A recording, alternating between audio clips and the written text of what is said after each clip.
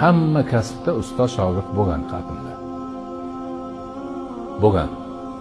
O'sha shogirdlar ustozini hurmat, ehtiromini joyiga qo'ygan.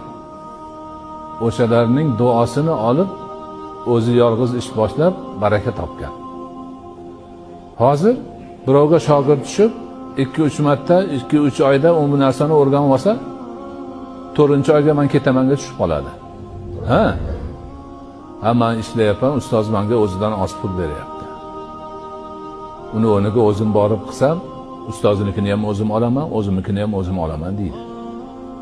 Boradi, qiladi, hali o'rganmagan narsasi yana yo'liga chiqsa, ro'parasiga chiqsa, tamom bilmay turaveradi nima qilishini. Ozgina chidab yurganda ustoz buni ham unga o'rgatib qo'yar edi. Uni qilmaydi.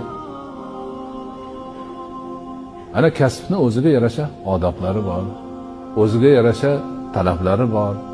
Eng asosiysi haligi halollik, poklik, birovni aldamaslik.